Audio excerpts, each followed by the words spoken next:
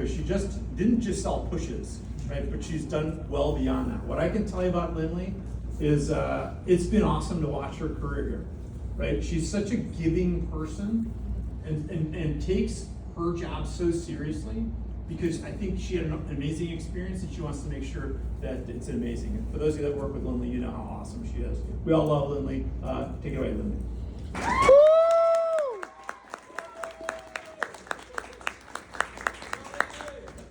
I'm so excited to talk to you guys about pushes. It's like, not a joke, my favorite thing. It's why I'm here. Like, I love pushes with everything in me, and you guys are gonna see that. If I say something too fast, ask your neighbor because they probably jotted it down. But there are three main factors to success to focus on when you're in your push. There are different actions that you can take, there are skills that you can improve on, and there are the different mindsets that you have. So I'm gonna break down those three things today, starting with actions, because these are very, very doable, as in all of you can do them. They take absolutely zero skill. So if you're like, oh, I feel like I'm not that skilled, or I just started a few days ago, you can do all of these actions that I'm about to cover. Some of these are vector related, some of them are not vector related, just life related, and they're gonna help you anyways. So first off, I heard a few of you mentioning this, but it's really important to have a morning routine. Super duper important to have a morning routine, even when you're waking up early for Champs Club and Alliance. Even just something super simple you can do in the mornings or whenever you need a reset. A lot of this is going to be regurgitating what Jacob has taught me over the years, because Jacob's the one who's helped me with these pushes. But what Jacob would always say is seek water, seek sunlight, and seek movement. Whenever you need a reset, seek water, seek sunlight, seek movement. Whenever you're pushing, make sure you're still getting outside, make sure you're getting your workouts in, taking care of yourself. I personally am an anti-morning person. I really hate mornings. So I try to keep my morning routine as brief as possible, including these three things. So going a walk around the block with water, I get water, sunlight, and movement. Look at that. So that blocks off all three of those. Similarly, motion creates emotion. There will be some really hard moments during the push. There will be some really challenging moments during the push. It might even have started yesterday for you. But your physiology dictates a lot of what you feel in those moments. The people in my office know this. If you're phoning and you're making phone calls like this, do you think you're gonna book up a lot of demos? No. If you're phoning and you're taking up space, you're gonna sound more confident on the phone. Mr. and Mrs. Jones will hear this from you. So motion creates emotion. When you're feeling the character building aspect of pushes, do some jumping jacks, do some push-ups, do whatever is going to get, for me, because I didn't want to get out of my chair before my virtual demos, I would literally, like, my family can tell you this, I would literally sit there and I would just go, I need to change something. I was like, okay, I need to get some movement in. So something as simple as that, you guys weren't even the ones who were moving and you started smiling, right? Like, imagine how that's going to feel when you do that before your demos, just something to put a smile on your face. Another easy way to stay dialed in during your push is to journal, reflect, and practice gratitude. I heard Jacob say this all the time to the point where I was sick of it. You can't be grateful and stressed at the same time. You cannot be grateful and stressed at the same time. Your manager will probably journal, reflect, and practice gratitude with you every day at Alliance or Champs Club, but it's something you can and should do on your own. Could even be journaling at night. One of the things that we do in Chicago Division is the 3-2-1 exercise. Some of you might know it. It's 3 things or people who you're grateful for. So that's the 3. 2 is 2 outcomes for the day. Could be 2 action steps. Could be maybe tonight you're like, I want to book 10 demos today. One of your action steps could be, I want to make 30 phone calls, or whatever your outcome is for you. So 3 is things you're grateful for. 2 are outcomes for the day, and number 1 is send a text of gratitude, a text of awesomeness. Who here has ever felt good after doing something good for someone else? Great. Do that to reset yourself. Whenever you're feeling like, ugh, I am not as grateful as I want to be, or I'm more stressed than I want to be, give some positive energy to someone else, and you will feel it too. So again, these are push skills, but these are also life skills, because pushing has set me up for life. So I wanted to make sure to say this for you. Can't be grateful and stressed at the same time. Keep in mind, when I'm talking to you guys, all of my pushes, I was focused on doing 7 demos a day. So you might be hearing planned meals and be like, well, Lindley, I have time for breakfast. That's awesome. Some people, when I was going for big numbers, if you're going for big numbers, you might forget sometimes. So plan your meals, meal prep, even if you only are doing, I say only again, this is just because it's me, but even if you're only doing 4 demos a day, put lunch in there, put dinner in there. It's really important to fuel yourself and be kind to your body because you can't do anything without it. Another thing, it's really, really important to schedule in things that you love and things that you want to do in non-money demo times. In non-money demo times. I've been in a relationship for 5 years. He's seen me go through 5 pushes, or 4 pushes for SC2. One of the ways that I've been able to be with my boyfriend for 5 years is I make time for him. So every SC2, he knows I'm gonna be crazy busy, and we have a weekly breakfast set up in my 9:30 a.m. demo slot. So set time aside to be with your loved ones, to do your workouts, to do things to fill your cup in non-money demo time. So if you're like, I don't know what the heck that means. So a money demo time, for those of you who don't know, is when husband and wife are together. So that's gonna be evenings on the weekdays and weekends. I never hung out with friends during a push on the weekends. This is me, these are my goals. You all have your own goals. I'm speaking from my personal experience. Just do important things for you in those non-money demo times. Breakfast, brunch, lunch with my parents, that was always fun. I always focused on being the first at the office for Alliance. It's such an easy way to get a win in the morning, except now that I'm telling all of you this, it might be a little bit of a race. But for me, it was such a great way to start my day with a win, to know I got there before Jacob. That's awesome. And for me, it was a really good thing to be like, wow, I have already won something at the day and it's not even 7 a.m. So set yourself up for a win in the morning. And Jacob can correct me if I'm wrong, but I'm sure one of the things that stood out to him, me being a manager candidate, was the fact that I was there first every morning. Being there early, does it take any skill? No, it takes planning. Does planning take any skill? No, it just takes sitting down and doing it. So that was one of the things I did, be first at the office in the morning. Another thing my team has heard a lot about, Facebook posts with your customers. Who here has had someone put up a Facebook post for you? There could be so many more hands up in the air. You guys are leaving CPO on the table. So Facebook posts with your customers. After you get recommendations, you do not do this before, after you get recommendations, you share with Mr. and Mrs. Jones. As you know, I'm in this really big contest. What a lot of my customers have been doing is been putting up Facebook posts for me to spread the word. Would you be open to doing something like that? So I was like, yeah, of course, I'd be happy to do that. You take a little selfie with them, you put it on their Facebook, and then you get a bunch of demos. It is super simple. Who here feels like they can do something like that? It's one additional question in your demos, right? This is what that question created for me. Bear with me, we're gonna do a little bit of reading on the screen. Who here called someone from their chicken list yesterday and their big all-day call day? Okay, incredible, I'm very proud of you. It's not easy, but keep doing it.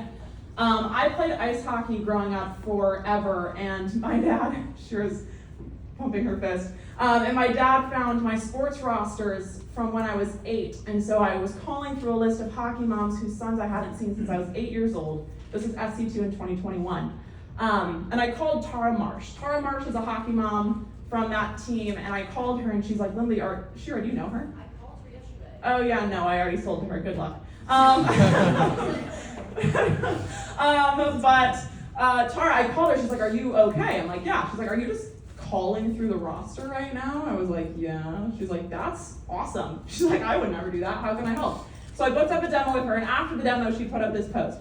So today I spoke with a young woman I last saw playing squirt hockey with my sons Beck and Quinn, Lindley, McCutcheon. She called out of the blue, asking if I could help her in her goal to earn money towards paying half her tuition at Bryn Mawr College outside of Philadelphia. Look at that goal sharing. See, she knew my reasons why.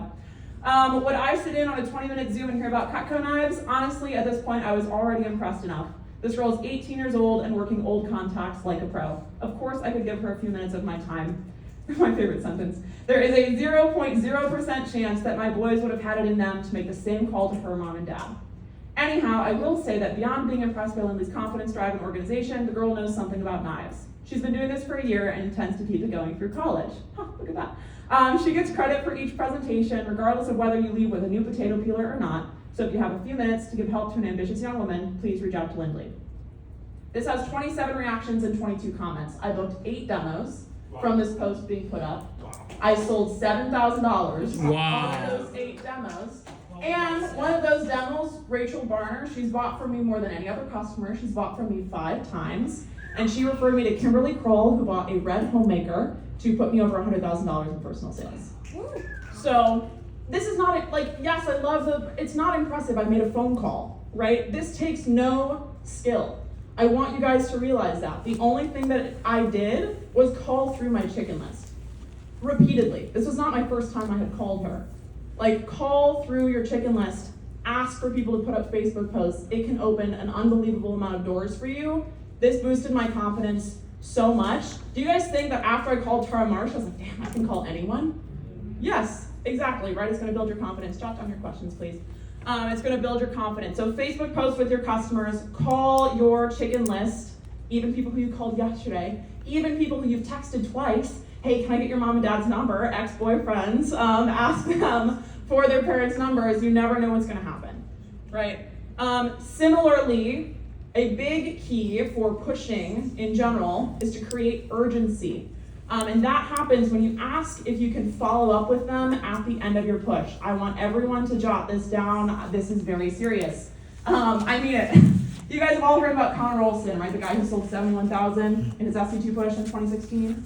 Yeah, he sold, if I have these numbers right, he sold $29,000 in his last 3 days on 26 orders. And that happened because he used this line on his demos. This is at the end. Mr. and Mrs. Jones, if I'm getting close to my goal in the last few days of my contest, yeah, take pictures, can I reach back out to see if there's anything on your wish list I can get you a great deal for? Oh, look at all these phones. Look at all these learners. Love it. So I'll repeat it. Mr. and Mrs. Jones, if I'm getting close to my goal in the last few days of my contest, can I reach back out to see if there's anything on your wish list I can get you a great deal for? Do you guys think they're gonna say yes to this? Yes or yes? Yes. Yes, great. This is why you have time set aside in your schedule to make customer callbacks. Laura, for example, on our team, you guys will hear a little bit about her fast start in a second, but she was stressing about hitting 10K before midnight on that last day. Laura came to the office and was calling back all of her customers from the 9 previous days of sales. So if you're like, oh, I've only been here for like 2 weeks, who could I call back? Laura called back people who she had seen 2 days before, and she hit 10K and had a baller dinner. So schedule those customer callbacks. Other actions that you can take, and then we'll get to skills, we'll get to mindset, but I want to spend a lot of time on actions because again, these take absolutely zero talent. Oh yes, be the group chat leader. Be active in your group me. Inspire others around you with your sales, with recommendations, with different things that you've learned. Similarly, be the phone jam leader. Who in here knows who their top phoner was in their office yesterday? Great. Be that person, right? As wonderful as it is to be the phone jam leader, what phone jam leaders do is they make a lot of phone calls. Like, oh, I wasn't the phone jam leader, but I probably could have made 20 more calls. Make the 20 more calls next time, right? You guys even heard that. Gianna, that's awesome that you booked 33 demos, wherever you are. And had you made calls till 9:30, maybe you would have beat my record of 33. You never know. So make as many calls as you can. Be the phone jam leader. Focus on what you can control, which is how many phone calls you can make. Miguel Rojas yesterday, if Vector Impact was correct, he made 306 phone calls. Crushed my record. That's awesome. Miggy, that's incredible. That takes no talent. It's making phone calls, right? Focus on what you can control, which is calls you can make. For those of you who are in Chicago Division, you hear this all the time, and it's even on the screen, so I spoiled it for you. When you're doing presentations, how many phone calls should you make before the demo? 5. Great. How many should you make after? 5. And the reason why is because that will replace the demo that you just did. How awesome, for those of you who have, for however many demos you have, so let's say you're Gianna, you have 33 demos going into week 1 of the push. When you make 5 phone calls before and after every demo, you're gonna book up at least 1 more, and then you're gonna go into next week with 33 demos booked up. Is 5 phone calls a lot of phone calls? No. How many minutes does 5 phone calls take? 9 minutes. Exactly. So everyone can do 5 phone calls before and after. Even if you're running late to a demo, don't break the habit. Make 5 phone calls before and after. Yeah, do more than you think you can. Who in here was like, there is no way I could ever make 50 phone calls in a day? And then you made like 100, 150, 200 yesterday. Yeah, that's awesome. Now when you were phoning this morning and your manager was like, oh, make 30 phone calls, you're like, 30, that's it? That's easy. That's how I feel when it comes to doing demos in a day. I have done 9 demos in a day before. When I do 9 demos in a day, do you think that 5 sounds like a lot to me? No, it doesn't. It doesn't at all. 5 demos, that's so much free time. Are you kidding? It is. That's my mindset. The reason that's my mindset is because I did more than I thought I could. Now, I didn't have the fast start that I wanted. I didn't do a ton of demos. I did a decent amount of demos in my fast start. I did 42, but that's 4 a day. So it's like, the reason I'm able to think this way is because I've done a lot of presentations in a day. And Jacob can also confirm this. When I had 7 demos in a day, I was freaking out. I was like, oh my gosh, this is 7. How the heck could I do 7 in a day? And then I'd have a 3K a day and be like, oh, that wasn't that bad. So do a lot of demos in a day. Do more than you think you can. And account for reschedules as well. Because reschedules are going to happen. I booked 100 demos last SC2. I completed 73. That means I had 27 rescheduled. I did not sit on my hands and do nothing. Can anyone guess what I did when a demo rescheduled? Made phone calls. You guys are so smart. Yes, I made phone calls. You were going to work anyways. So get on the phones, and instead of doing 1 demo, book up 5. Right? So be a solution finder is in that same vein. Be a solution finder. That's something that we hear in my office. It's something I'll tell everyone. Things are going to go wrong in the push. Things are going to feel like stuff is caught on fire. Like, you need to be a solution finder in the best way that you can. That is one of the most incredible things you can put on your resume to share in an interview, to say, yeah, I had X, Y, and Z go wrong, and this is what I did about it. Be a solution finder. That is what people look for. That's not something that's taught, that's something that's trained. So train yourself to be a solution finder. And then last thing I wanted to say in regards to actions, turn your car, or your house if you're doing virtuals, into a learning library. Turn your car or your house into a learning library. I am not going to read all of these because you guys can read, but I have 2 different slides on some of my favorite talks. Closing Power by Hal Elrod. It is one of the easiest for beginners. It is like a 22-minute talk that's unbelievable. Like, these are incredible. Increase your average order, upsell, and upgrade. I didn't remember the name of this, but I texted Jacob a few days ago, and I was like, hey, what was that talk that really made me increase my average order with the guy who was like super energetic? It's like, that's Aaron Luden. Like, sounds good. Tarek's nodding too. That was the first video that was shown at his first Champs Club. So, increase your average order, upsell, and upgrade by Aaron Luden. And I have a second slide. You're so welcome. Here are some more things you can listen to. Prospecting into $1 million homes. And then if you're like, I don't know how to get into Vector Connect, 1, please ask your manager. 2, here are also other areas where you can learn and grow and improve. The Changing Lives, Selling Knives podcast, like Mike mentioned. I listen to it almost every morning in the office on the way to the car. Or on the way to the office. You guys know what I was saying. But it's a really great way to like get in the right headspace. Alex Funk's YouTube channel. Connor's nodding. It's incredible. That's all I need to say. And then Colleen Dolan has an insane goal sharing video. It's one of my favorites. If you're like, I want to learn how to show my goals harder, please ask your manager for that video.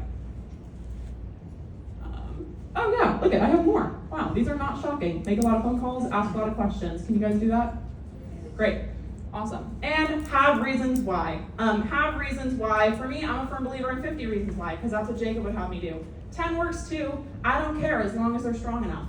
Right? So you could have 3 reasons why. As long as they're reasons why they're going to help you get out of bed in the morning, as long as they're going to help you get through a day of a bunch of reschedules or a bunch of no-shows or a bad phone jam, in quotes, because that means the next one's going to be awesome. Just have reasons why to get you through it. For me, some of mine that I shared with my customers, I was paying for half my tuition in college. I went to an expensive school. It was great education, it was expensive. So I shared that with my customers. I really wanted to make my parents proud. I wanted to get into management, etc., etc., etc. If you haven't done this, it does not take a long time. Just come up with some reasons why before tomorrow. So those are all of our actions. You guys feel like you can do that? Does that take any skill at all? No. None. Incredible. I love this call and response. You guys are so great. But I now want to talk about 6 different skills that you can have down, or different sections of your manual you really want to have down and implement. Before talking about these, You have to have your manual down to begin with. I'm not saying memorize, but be comfortable with your manual, be comfortable with what is already in the manual. These are some things to highlight and to help enhance your presentation, that are also not super duper complicated. So number one, share your goals. Share your goals. I just mentioned it.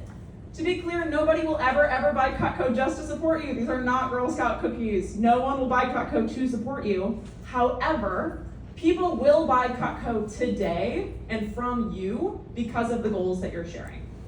So that is what helps create urgency. Share your goals. For here, these are some of my examples. Again, tuition, taking my parents out to a nice dinner before college. It was super sweet when I got to do that. I want to travel to 100 countries, meet new people, earn a scholarship, earn a promotion, etc. Share these things with your customers. They care about you, or get them to care about you. That's what rapport building's for, right? So share this with your customers. Share these goals. Whatever your goals are, as long as they're important to you and actually are important to you, your customers will feel it. And then know your names and uses. I told you these were simple, right? Know your names and uses. This job is super fun when you're just Mr. and Mrs. Jones kitchen consultant. It's really fun when you're able to just help them get great, awesome products for their kitchen. And that happens when you know your stuff. So you want to know what the pieces are used for. For me, I was like, I want to know at least 3 jobs that every knife can do. Maybe you're sitting here and you're like, I don't know what the gut hook does. That's okay, I didn't. What you can do, you go to the Cutco Orders app, you click the little more info button, and it'll give you a little paragraph that you can even read to your customer if they ask you a question. And they're like, you can be honest with them. Don't lie and come up with something, right? That's not gonna help you or the customer. Just 1, know it in advance. 2, use the app to your advantage, right? They know that most of you are new. They know that this is something that you guys are reading a script for. You don't have to pretend you're not reading a script. But know what your names and uses, because this just makes everything just so much easier. So be the kitchen consultant, be the knife expert. That's when it really gets fun. That's when it really gets interactive. Along those same lines, for those of you who have been to SC2 leadership, or if you were at SC1, you've heard about this a lot. I'm going to repeat it because it is important. Cooking rapport. Cooking rapport is super important. Cooking rapport is different for everyone. These are just the questions that I ask for my customer. So I always ask these questions before I get into names and uses. So that's before page 6, right? You guys can picture where I'm talking about. It's after forever guarantee, before names and uses. Okay, incredible. So the questions that I ask, I love this one. I don't hear a lot of people asking this one. Mr. and Mrs. Jones, who does most of the cooking? And like, is it a 50-50 split? Is it 70-30? 99-1? Whenever it's 99-1, I'm like, Mr. Jones, because it's always Mr. Jones. Like, Mr. Jones, what's that 1%? He's like, popcorn. Very good, sir. You're really contributing. But this way you know who you're going to be talking to, and you still want to talk to both of them. It just helps you know who does the cooking. Mr. and Mrs. Jones, do you guys typically make food 1 to 3 times a week? 3 to 5? 4 to 7? Notice I said, do you typically make food? When someone's making a sandwich, they're not cooking a sandwich, right? But are they still using knives? Yes. So, Mr. and Mrs. Jones, how often do you make food? 1 to 3 times a week? 3 to 5? 4 to 7? When they say 1 to 3, I'm thinking homemaker. When they say 3 to 5, I'm thinking signature. When they say 4 to 7, I'm thinking ultimate. Because if someone cooks 4 to 7 times a week, the homemaker is too small. Like, I need you to understand that. If someone is cooking 4 to 7 times a week, the homemaker is teeny tiny. That's when they need to get a signature or an ultimate. Then I know this because I'm a kitchen consultant. That's my job. I help people with their kitchen stuff. In regards to that, also, Mr. and Mrs. Jones, what kind of veggies do you like to have? If they say, oh, we eat everything, get specific. Mr. and Mrs. Jones, you eat everything? Okay, let me list off a few things. Do you guys do like carrots, celery, onions, sometimes every once in a while? Okay, perfect. Do you sometimes every once in a while do the hard stuff? Potatoes, sweet potatoes, squash. Oh, potatoes and squash, not so much regular potatoes. Mrs. Jones, what's wrong with you? And you just ask these questions, help expand their mindset. This is helping them realize, like, holy crap, I actually cook a lot. Right, so if they say everything, get to know it. If they say nothing, give them thought joggers, the same way you do for referrals. Same thing with fruits, same things with meats. Mr. and Mrs. Jones, what are your go-to meals? What are you making all the time? That's gonna help you. Mr. and Mrs. Jones, what are some things that are more annoying or difficult for you to cut, or that you just really don't like cutting? If they say nothing, my knives are perfect, I literally say to them, I'm like, okay, awesome, let me jot down knife ninja, and then they laugh, because no one ever has everything perfect. This helps them realize, cooking rapport helps them realize how many foods they actually use in their eating habits, and it gets them to say yes to every piece in the set before they see it. So this eliminates the it's too many pieces, because if Mr. and Mrs. Jones have strawberries, tomatoes, if they make sandwiches and cut pineapple, those are just 4 pieces already in the homemaker set they will use. So this helps eliminate that it's too many pieces, because they just told you they would use every piece. This also helps you recommend pieces when you're building their like list, and they're interacting and engaging during the demo. It's not a presentation, it's a conversation. This helps it be a conversation. Also, you want to implement social proof as much as you can. For those of you who've seen like Tarek's collage or Jacob's collage, have selfies with your customers in your Blue Book. Have a filled out sponsorship page. Mention people that they know as much as you can. Mia Vulamandis on our team, she phrased it the most perfect way. I was explaining social proof to her and she's like, oh, so just like everything, people just like to follow the trend. Like, exactly. That is what social proof is. So Mr. and Mrs. Jones, I hope you like me and McCutcheon enough to tell some friends about me, just like how Sally and Bob Smith told me about you. Smiley face. Mr. and Mrs. Jones, this homemaker set, this is a set that Sally and Bob just got. And then you keep going, right? Because people want to be like their friends. People want to be like people who are like them. So implement social proof. Get the 3 set close down. I already talked about this at SC2 Leadership Volume 1, so I'm not going to talk about it. The idea is you start higher, end higher, you sell bigger sets. And then, close with confidence. Close with confidence. What does that look like? Say the prices with confidence. Know that anyone can afford $12 a day for the homemaker set if they want to. To put in perspective for you, this is the only time I've used my math degree much this summer. $358, which is what the homemaker set is with tax on a 5K or 1613 or whatever number you want to use. $358 split up over 50 years, so homemaker set split up over 50 years is 2 cents a day. It's 2 cents a day. For some perspective, that's like if Mr. or Mrs. Jones lose 2 quarters and a dime every month. I need you to understand that. That's what a homemaker set is over 50 years. It's if they, pull their phone out of their pocket, 2 quarters and a dime fall out of their pocket. That's what a homemaker set is over 50 years. Have you guys ever lost 60 cents and not noticed? Yeah, exactly. Now imagine you get a knife set along with it. That should be your perspective. Say the prices with confidence. And don't prejudge, because you never know who's going to buy it. So close with confidence. The reason that you guys are listening to me here is because I'm, confident, right? So close with confidence and have Mr. and Mrs. Jones know that you believe in Cutco and you believe in the price. They could make, the homemaker set should be $5,000. It should be. There's no reason that we should be any less expensive than Shun, besides the fact that it's direct selling, right? So be confident with the price and the customers will feel it. So those are skills. Again, implement some, implement all. If you're like, I don't even know pages 1 through 12 in my normal manual, then don't implement any, right? You want to master the fundamentals first. These are just things I've done that have really helped.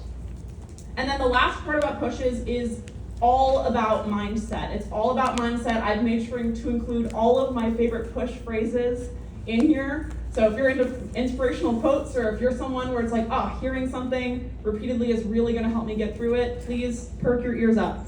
The last part of pushes is all about mindset. There are going to be very hard days, and you might want to quit at some points. You might have even wanted to quit yesterday. Like, my first all-day call day was brutal, right? But you might want to quit at some point. In my first SC2, some of you have heard this, in my first SC2, I was coming out at a fast start, not proud of these things, I was coming out of a fast start, I did 42 presentations and sold $6,000. Didn't all your managers say, oh, well, you do 40 appointments, you'll sell 10K? Isn't that what you're all thinking? Yeah, that's what I thought too. I was not going into my SC2 with confidence, but I was like, okay, I'm gonna trust the process. I trusted the process, and then my first 3 days, I had 19 appointments scheduled, 13 of them happened, which means that 6 rescheduled. I sold on 4 of the 13 for 400 CPO. It was terrible. I wanted to quit so badly. I called him in tears multiple times a day throughout that. It sucked. Like, if you're like, oh, well, I made a lot of phone calls, and imagine going from 42 demos in your fast start to only sell 6K, and then 19 appointments scheduled to, I think I sold a peeler on the first day. No, it was a cheese knife. Cheese knife on the first day, peeler on the second day. That was my first 2 days of the push. How do you guys think I was feeling? Terrible. I was feeling horrible. That is one of the lowest points I've had in this job. But what Jacob kept telling me is that I was going to have 5 character building days, 5 average days, and 5 great days. And I was like, there's no way that's true. It's like, you just have to trust me. 5 character building days, 5 average days, 5 great days. And so I focused on the process. I trusted Jacob. I made a crap ton of phone calls to make up for all those demos that didn't go how I had hoped. And like I said, I sold 400 in my first 3 days, and then I sold 10,494 in my last 3 days. So I literally sold 26, again, math major, I sold 26 times more in my last 3 days than in my first 3 days. So if your first 3 days aren't going well, think about that number, multiply it by 26, that could be what you sell in your last 3 days. It won't be what you sell in your last 3 days if you give up. And it won't be what you sell in your last 3 days if you don't make the phone calls, if you don't call your manager, if you don't trust the process. So I want you all to understand, I don't care how your phone jam went yesterday. I don't necessarily care how your phone jam goes tomorrow. What I care is that you guys push through the entire push. It's called a push, right? It's not meant to be easy. That's the whole point. So push through, because I wanted to quit. Your parents might even tell you to quit. Your parents might tell you to get a normal job, right? But what I'm going to tell you now is what Mike told you earlier. Decide now what you're going to do. I want you all to decide now what you're going to do. I thought of this, Mike, when we were talking before. One of the phrases that got me through my first SC2 is that 99% is hard. Going 100% is easy. Like when you are dialed in, as I am now, as I am in my pushes, when you are dialed in, everything is easy because you're like, this is what I'm focusing on. Obviously, eat, breathe, sleep, spend time with family, but I was focused on crushing my goals. So you want to decide now what you're going to do. You do not want to decide in those low moments, because making decisions at a low point is never, ever good. But even if your first few days don't go how you want, or your first week, push through until the end. And again, you might be thinking, oh, well, Lindley's talking about 2020. Well, let me tell you, in 2024, in January of this year, my Cabo push was not going how I wanted. It was not going how I wanted at all. I had been booking up a bunch of demos. It's the end of Monday night, so I had gone through my first week of the push, and I was only at 5K when I was hoping for a 10K week. I was not feeling great. I went into my 9:30 p.m. on a Monday night demo. For those of you who think 9:30 is late, it's not. I've done 11:30 p.m. in a midnight demo, think bigger. But I mean it. I'm like, I was going into a 9:30 p.m. demo on a Monday night. I was like, I don't know much about them. They're like nurses in Jefferson Park. It's like, I don't know what this is gonna be like. It was an ulti with steak knives. I had an 8K week. When I had gone into my 9:30 being like, oh, I only had a 5K week. At an 8K week, I was at 50%. I made $1,500 on that demo. That was sick, right? So hit your promotion levels, but also go in, like, I want you all to be open-minded and know that the push is not over until it's over. And I'll probably say that again because it's probably in my notes, but the push is not over until it's over. If the push were over before it was over, then we tell you to stop making calls. We tell you to stop doing demos, right? Has your manager ever told you, oh no, you're not gonna hit your goal? Stop working. No, because we believe in you and we believe in the process, and you have to do that too. Look, it says it right there. Push isn't over till it's over. I knew it.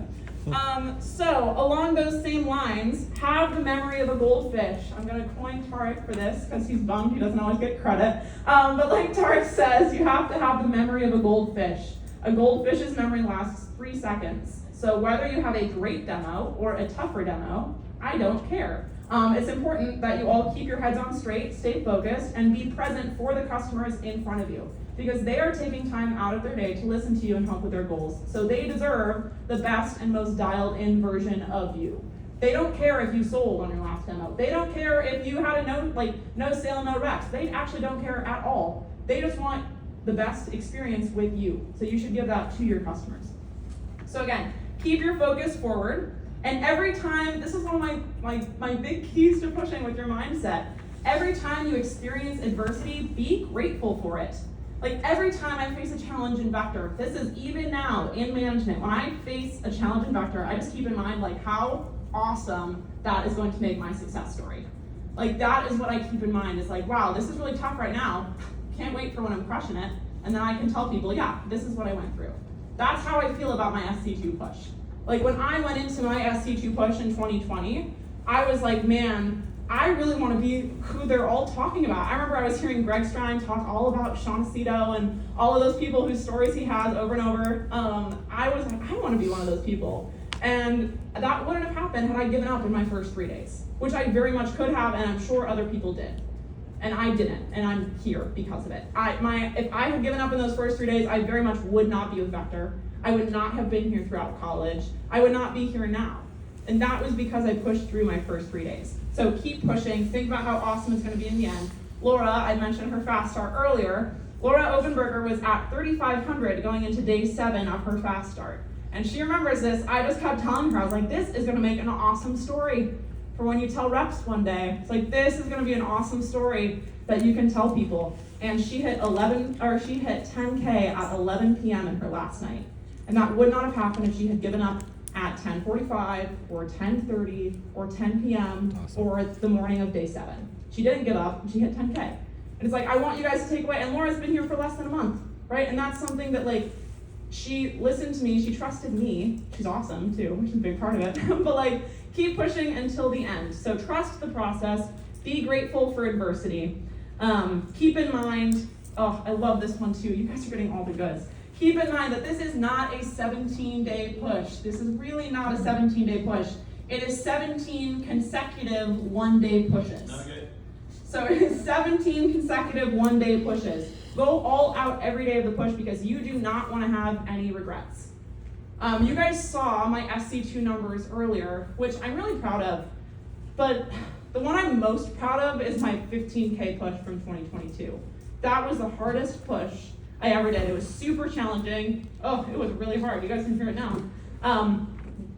But I'm proud because I did like everything. I literally did everything I could have. I completed 81 appointments. It was the most appointments I had ever done.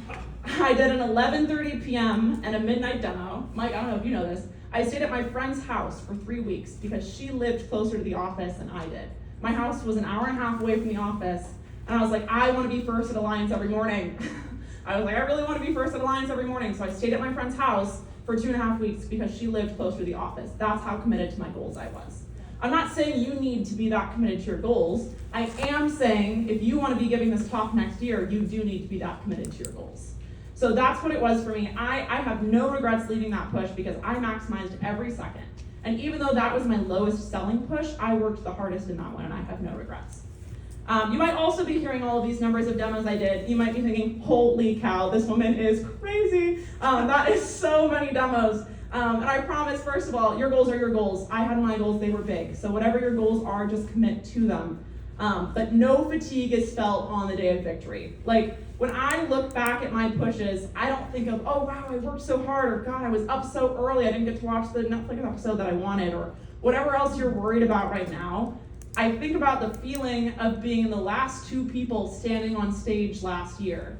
That was awesome. That was worth all 4 of my pushes combined. Like, the feeling of standing on stage and what I had sold was awesome. And knowing that I had worked my butt off for 17 days and grew a ton, that's what meant the most. Because it's not about what you sell. If it were, I'd be the most proud of my 28K push, but I'm most proud of my 15K push. It's not about what you sell, it's all about who you become in the process. So SC2, why I'm so passionate about it, is because it's been a time of unbelievable challenge and growth. It is by far my favorite time to be a part of this company because the energy is palpable, the growth is exponential, and the community building and competitive nature of the company really shines through, and it's hard. Because at the end of the day, pushing is a challenge. It's hard, but you know what else is hard? Being at SC2 and having regrets. Being broke is hard, right? Not growing is hard. Every path has its ups and downs. So choose your hard. Choose your hard, please do, because pushing is hard, but so is everything else. So you might as well pick a hard that's gonna help you grow, that's gonna change you for 4+ years like it did for me. And I always think about this quote I got from Quentin Israelson. For those of you who know him, he's awesome. But he always says, I would rather do now what others won't, so that I can do later what others can't. So choose your hard. I am so freaking excited for you guys to experience SC2, all of the wonderful things that come with it, and I cannot wait to see who's left standing on stage. Woo!